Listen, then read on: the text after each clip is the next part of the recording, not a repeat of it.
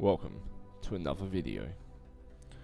Now then, as you may remember, we built an enormous lunar worm. We then made it travel 65 kilometers across the lunar surface. Well, I thought, what's better than a moon worm? How about a Duna one? So I have built this for you. I have shamelessly ripped off Matt Lown's design. Matt Lown? Lown? I don't know how it's pronounced. Only he does, I'm sure. Now, unlike his design, my iteration of his design is modular, which therefore means it can be expanded, which therefore means it is better than his, and by extension, I am better than him. Well, here it is. It's not small by any stretch of the imagination, but it is functional. I will show you how it works. Now, we have electric charge, yes. Let's get moving, shall we? If it has enough power to even move. Slowly but surely, it begins to move. It's not the fastest of crafts out there. I believe we're also on a slight hill as well. We are. But we are beginning to move now. Yep. We're starting to get going. Once we can get a bit of momentum, all will be good. As you can see, Duna has got clouds on it now. Oh yes. Beautiful, beautiful clouds. This thing is really struggling to get going. I haven't actually tested it out, having 3 modules attached. 1 meter per second. Will not cut it though. It's not even that steep of a hill. Well, it doesn't, I don't think it looks that steep. Maybe it actually is a bit steeper than it first looks. But it's definitely moving. Looks like it's starting to pick up speed a little bit better now. Now, it has plenty of electric charge in this thing. It is an absolute tank. And my favourite part is probably these little rotating surface scanning devices here. What are they? Narrowband scanners. You can set sort of like points of the map, which you can name them. Now, this was built with 3 different landed modules. Oh, no, we've lost all momentum again. Okay, we're going to have to work around this. Now, first one landed here, 10.9 k's away. We have another one that landed here, 9.7 k's away. And this one here, 7.8 k's away. Maybe if we control it from here instead. Alright, we're going to pick up speed a bit quicker going down the hill. Let's see if we can get some momentum. We must get momentum. Now, worst case scenario, we could separate these modules and send them off separately. Sort of defeats the purpose of having a massive beast like this sent here. But it might be the only alternative. It's quite fun sending things to Duna. Hello, Ike. Now, if we can get this up to maybe 20 meters per second, I might attempt to go up that hill. But now that I look at it, it might actually be a bit steeper than first thought. Well, at least it's turning alright. Which it turns quite well, this craft. Well, almost sliding around a bit there. I sent another one down to the polar ice caps earlier on. I believe it was the North Pole I sent it to. I really put it through its paces. Completely destroyed it. Run you through the craft a little bit.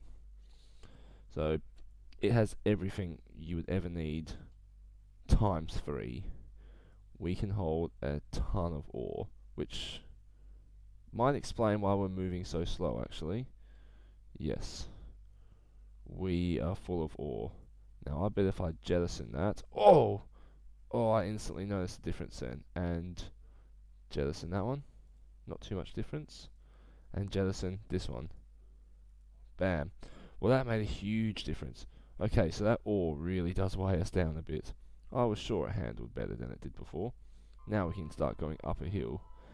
Okay, so it turns out something like 2500 ore, or whichever it was we were holding, makes a huge difference to your speed.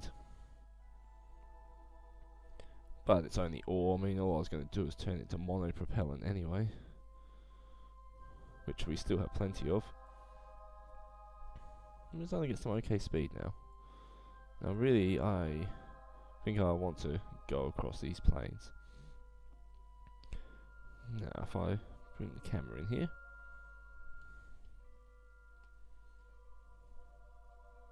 There we go. That looks really cool. Can we click these switches? No, we can't. Not that type of game. But this is what it looks like from the cockpit. I chose the cupola style cockpit for this very reason. You get a really good viewpoint from inside, which I quite like. Oh, something's going on there. You see, we're starting to get some decent speed now. I mean, we are, I guess, going downhill, so that is to be expected.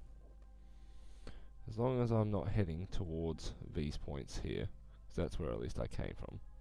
I don't want to head to where we came from.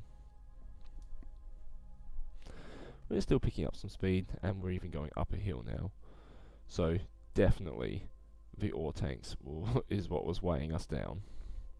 We can always mine that up again. I did turn the mining equipment off.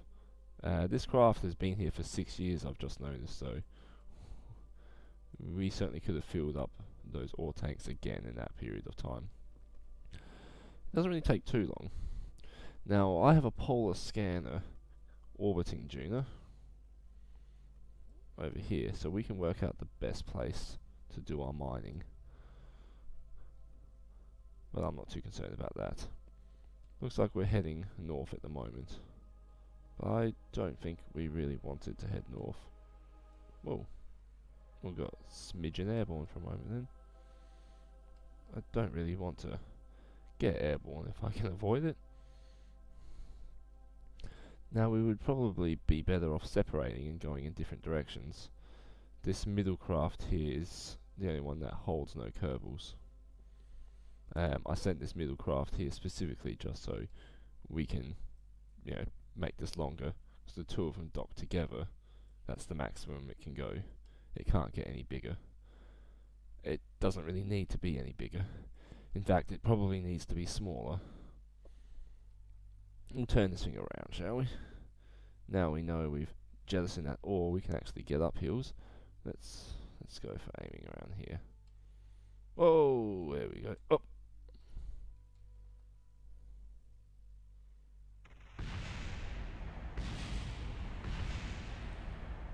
Well, that was a disaster there. Well, let's just see how it goes. Oh, that's a lot of explosions.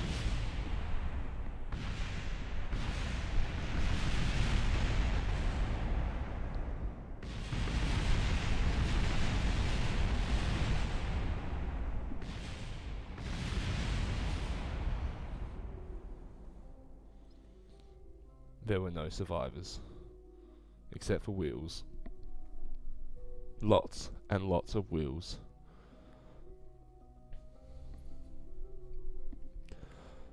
Alrighty. There's even some stuff floating off into the sky there. Possibly wheels. Well then. That was unexpected. No, I can't lie, that was completely expected. And really, really impressive to watch. The only things left are wheels and these base plates. Turns out these base plates are quite strong. Well then, I really hope you enjoyed that. That was only several hours of work to get these here and dock them. No, I lie, it really isn't that much time. It's actually quite straightforward getting these to Duna and docking them together. That was an impressive explosion. I'm impressed. I hope you were as well. Well, now you see why it's not ideal to turn this craft at high speeds. I might redesign this craft a little bit and make it just a little bit wider. Yeah. Yeah, I think that might be a good idea, making it just a little bit wider there. I'm not going to quick load this even either. I think this gigantic pile of wheels left here is way better than any of those worms could have ever been. And to be frankly honest, one worm behaves and works much more effective than 3 of them docked together.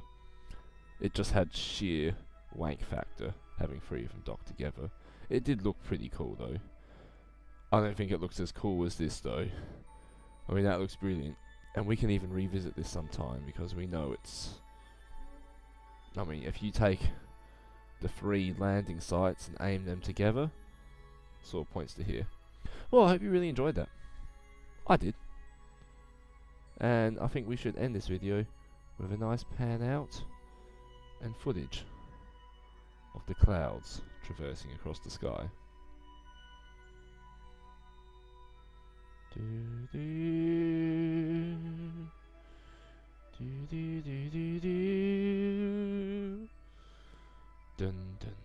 dun dun dun.